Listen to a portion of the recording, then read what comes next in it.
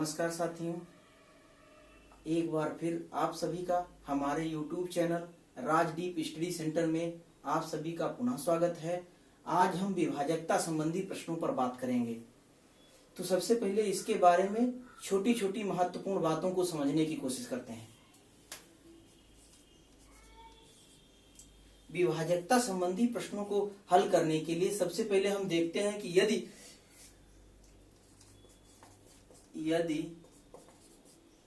किसी संख्या के अंत में 0, 2, 4, 6 आदि हैं तो वह 2 से विभाजित होगी।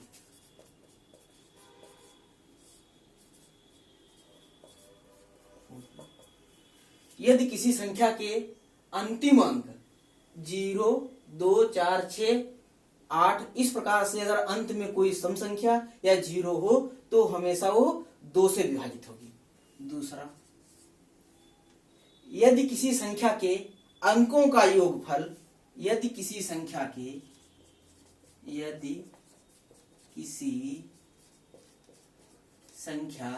के अंकों का योगफल 3 से विभाज्य है तो वह संख्या 3 से विभाजित होगी। 3 से विभाजित होगी। यदि किसी संख्या के अंकों का योगफल 3 से विभाजित है तो वो संख्या 3 से विभाजित होगी। उसके बाद में 3 से विभाज्य होने के बाद में हम बात करते हैं 4 से विभाज्य होने के लिए। यदि किसी संख्या के अंतिम दोनों अंक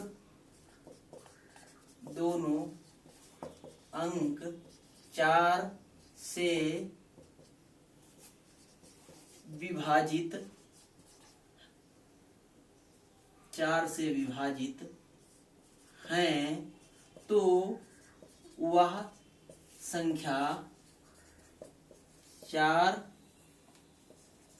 से विभाजित होगी।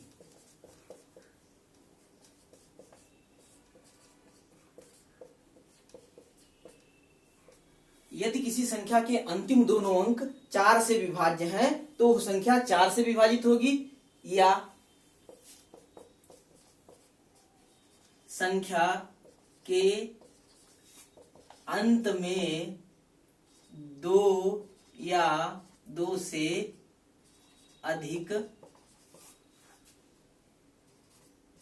अधिक शून्य हो।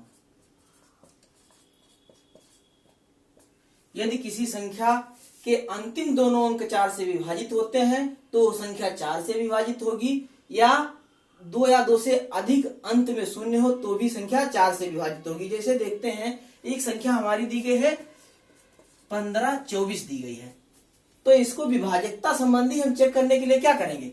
अंतिम दोनों अंक 4 से विभाजित हो तो ये अंतिम दोनों अंक 4 से विभाजित होते हैं, तो इसका मतलब क्या हुआ? हमारी संख्या जो है 4 से विभाजित होगी। अब यदि किसी संख्या में इकाई का अंक 0 या 5 है तो वह संख्या 5 से विभाजित होगी।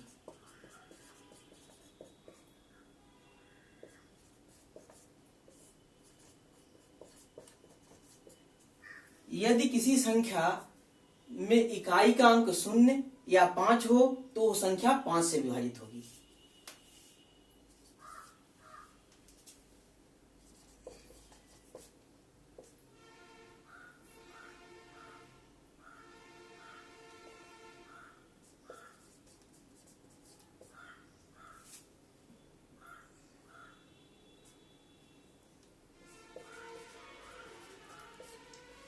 यदि किसी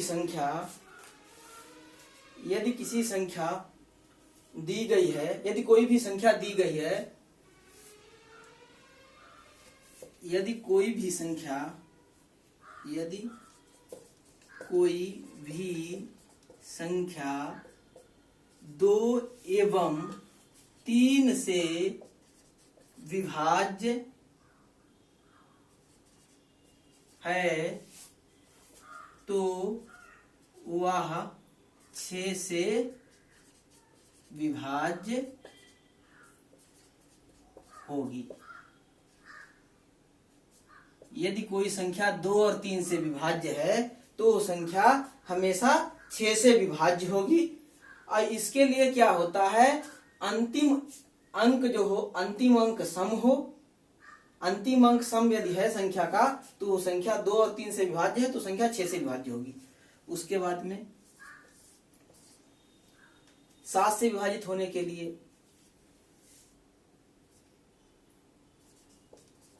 यदि संख्या के इकाई का अंक दूना कर इकाई अंक छोड़कर शेष संख्या से घटा दें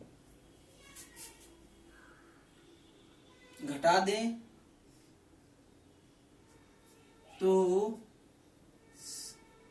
संख्या 7 से विभाजित होगी। जैसे एक एग्जाम्पल लेके चलते हैं, मान लीजिए 343 दिया हुआ।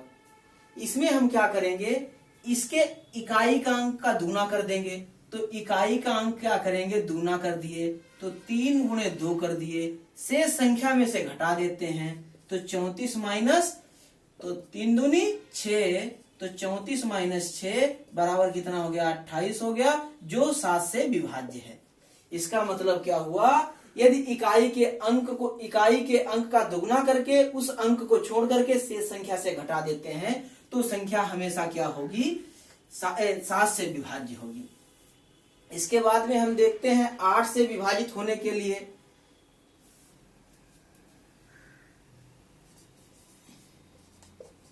यदि संख्या के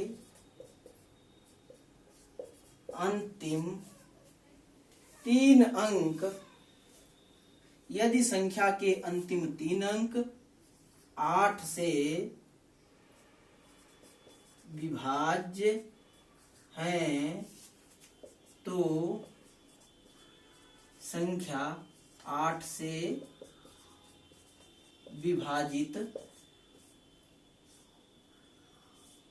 होगी। यदि किसी संख्या के अंतिम 3 अंक 8 से विभाज्य हैं तो संख्या 8 से विभाजित होगी। जैसे देख लेते हैं, एक संख्या हमारी दी गई है, मान लीजिए 5240 दी गई है। इसमें क्या करेंगे, अंतिम 3 अंक जो है 8 से विभाजित कर देते हैं तो 8 तिहाई 24, यानी अंतिम 3 अंक जो है हमारे 8 से विभाजित होंगे तो क्या होगा, वो संख्या 8 से विभाजित होगी। एक दूसरा एग्जाम्पल देख लेते हैं, इसके भी अंतिम 3 अंक यदि 8 से विभाज्य हैं तो संख्या 8 से विभाजित होगी। तो इसके अंतिम 3 अंक, इसको 8 से भाग देते हैं, 8 एकन 8 बचे 4, 8 संग 48, तो यानी इसके भी 3 अंक 8 से विभाज्य हैं तो संख्या 8 से विभाज्य होगी। उसके बाद में देखते हैं 9 से विभाजित होने का नियम। 9 से विभाजित होने के लिए उसके अंकों का योगफल, यदि संख्या के अंकों का योगफल 9 से विभाजित है तो संख्या 9 से विभाजित होगी। यदि किसी संख्या के अंकों का योगफल 9 से विभाजित है तो वो संख्या हमेशा 9 से विभाजित होगी।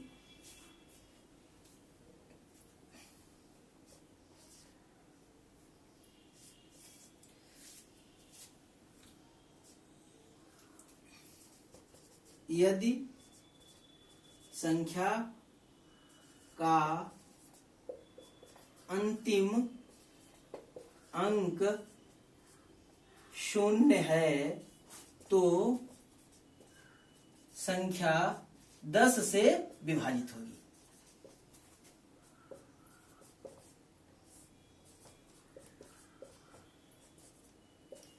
यदि संख्या का अंतिम अंक अर्थात इकाई का अंक यदि 0 हो तो संख्या क्या होगी, 0 से 10 से विभाजित होगी। तो सबसे पहले हमने बात की है। अब एक और रह गया है प्रश्न, एक और उसका रह गया है। यदि किसी संख्या के सम अंकों का योग और विषम अंकों का योग दोनों का अंतर कर देते हैं तो संख्या, अगर उसका अंतर 0 या 11 से भाज्य है तो संख्या 11 से विभाजित होगी। यदि किसी संख्या के सम तथा विषम अंकों के योग का अंतर 0 या 11 का गुणज है तो संख्या 11 से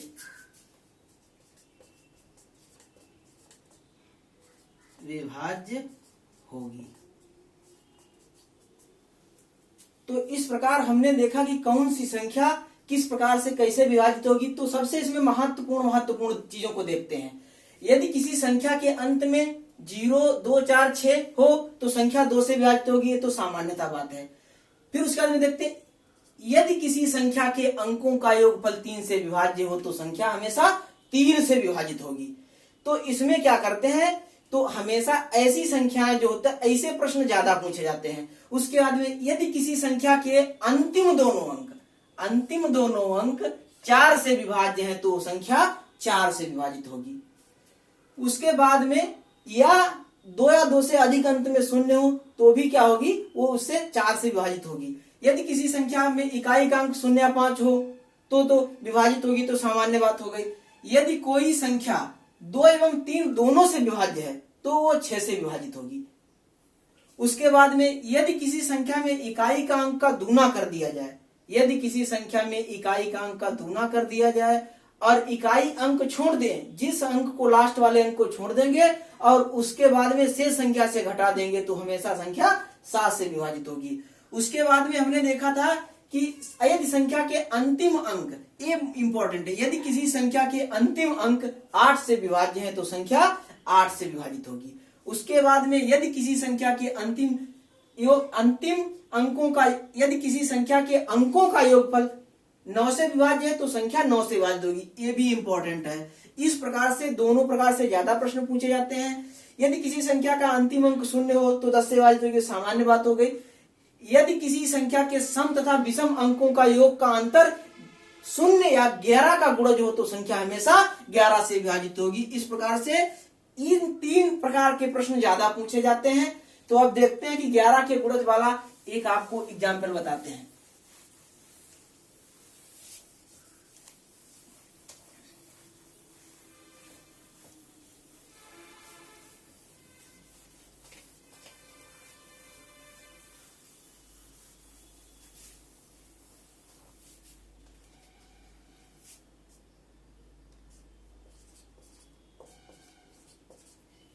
हमारी संख्या दी गई है, तो इसमें क्या करेंगे, सम अंकों और विषम अंकों का अंतर करेंगे, और अगर वो 0 या 11 का गुणज है तो हमेशा संख्या क्या होगी, 11 से विभाज्य होगी। तो इसमें पहले देख लेते हैं, 1 प्लस 6 और प्लस 0 और प्लस 2, तो ये तो हमारे विषम अंकों का हो गया है। तो 6 1 7 2 9। उसके बाद में देखते हैं 3, और उसके बाद में 1 6, सॉरी इसमें क्या करेंगे, पहले सम अंकों को देखते हैं। तो 3 हो गया, प्लस 1 हो गया, प्लस 5 हो गया,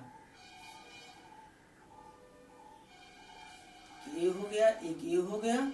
तो इसमें क्या करेंगे, 5 1 6 3 9 हो गया। उसके बाद में क्या करेंगे, अब इसको देख लेते हैं, 6 1 7 और 0 और ये 2 9, तो कितना हो गया, 1 प्लस 6 प्लस 0 प्लस 2 बराबर 9, यानी 9 माइनस 9 यानी 0 हो गया। यानी अंतिम यदि सम संख्याओं का योग और विषम संख्याओं का योग दोनों का अंतर 0 या 11 का गुणज हो तो हमेशा संख्या क्या होगी, 11 से भाज्य होगी। अब उसके बाद में विभाजकता संबंधी प्रश्नों को अब बाद में एक्सरसाइज में चर्चा करेंगे। उसके बाद में हम एक और प्रकार का प्रश्न सॉल्व करने की कोशिश करेंगे, इकाई का अंक याद करना। इकाई का अंक, तो इकाई का अंक ज्ञात करने के लिए हमेशा 3-4 टाइप के प्रश्न पूछे जाते हैं। सबसे पहले क्या होता है, जो साधारण प्रश्न पूछे जाते हैं हम उन पर चर्चा करेंगे।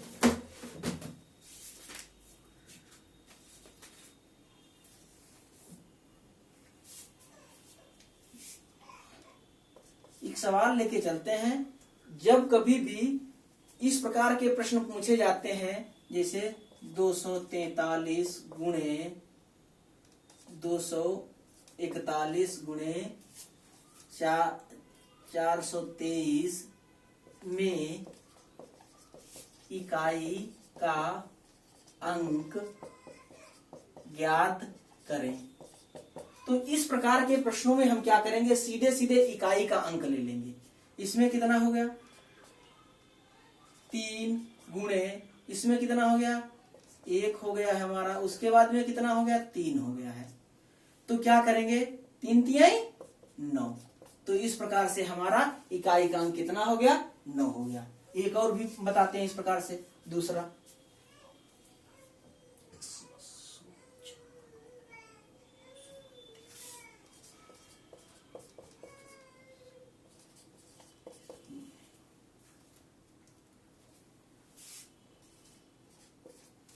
सात 756 गुणे 938 गुणे 872 में इकाई का अंक।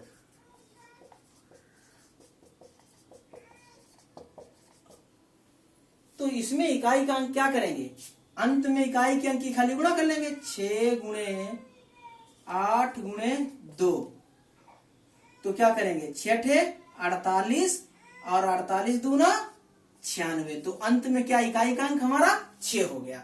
इकाई का अंक हमारा क्या हो गया, 6 हो गया। इस प्रकार से तो साधारण प्रश्न होते हैं। अब हम बात करेंगे जिनमें घात दिया हो, घातांकों के रूप में होते हैं, ऐसे प्रश्नों को जो है इकाई का अंक कैसे ज्ञात करते हैं। एक हमारा सवाल दिया गया है 1570 की घात 67।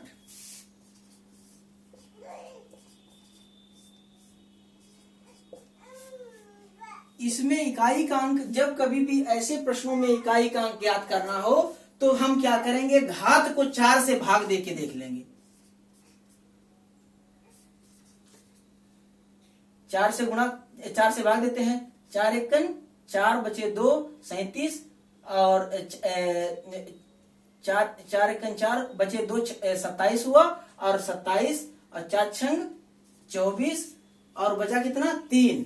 तो इसमें किसी भी, और एक चीज और भी है, तो इसमें हमको भाग करने की कोई जरूरत भी नहीं पड़ेगी, क्योंकि इसमें इकाई का अंक 0 है।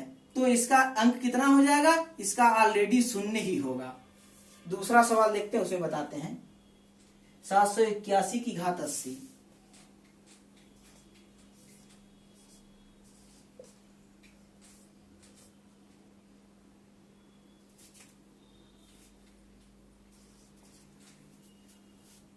तो क्या करेंगे, इसमें हम जो है इसके घात को 4 से भाग दे देंगे, यानी 4 के गुणज के रूप में बना के देखते हैं हमेशा। तो 80 को क्या करेंगे, 4 से भाग दे दें, 4 दूनी 8। तो इसमें क्या हुआ, ये इसका घात फिर तो 0 बचेगा, इसका तो कोई घात बचेगा नहीं, पूर्ण पूर्ण बन रहा है। तो इसमें क्या करेंगे, इसको इस प्रकार से लिख सकते हैं 1 की घात 4 गुणे 20। तो इसमें क्या करेंगे, इसका शेष तो कुछ बचता नहीं है, तो इसमें हमेशा इसकी घात जो होगी 1 ही होगी। यदि किसी संख्या के अंतिम अंक 0, 1 या 5 हो तो हमेशा इसके अंतिम अंक हमेशा 0, इकाई का अंक हमेशा 0, 5 और जो है इकाई का अंक हमेशा क्या होगा, अगर इकाई का अंक 1 है तो 1 ही रहेगा, यदि 0 है तो 0 ही रहेगा, यदि 5 है तो 5 ही रहेगा। इस प्रकार से एक और एग्जाम्पल बताते हैं।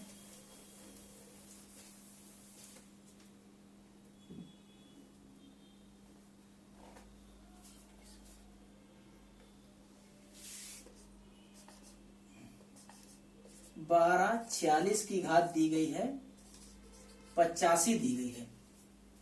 तो हम क्या करेंगे, सबसे पहले इकाई का अंक ज्ञात करेंगे। तो इसको हम 4 के गुणज के रूप में अर्थात 4 से भाग देख के देख लेते हैं।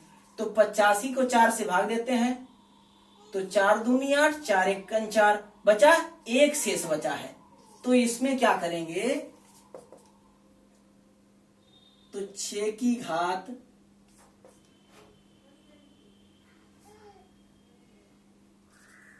21 गुणे 4 में इकाई का अंक, और इसके बाद में क्या करेंगे, शेष 1 बचा है, तो 6 की घात 1 में इकाई का अंक।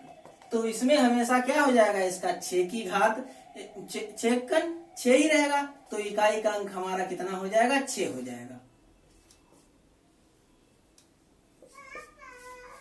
उसके बाद में एक और प्रश्न सॉल्व करते हैं, 952 की घात 67।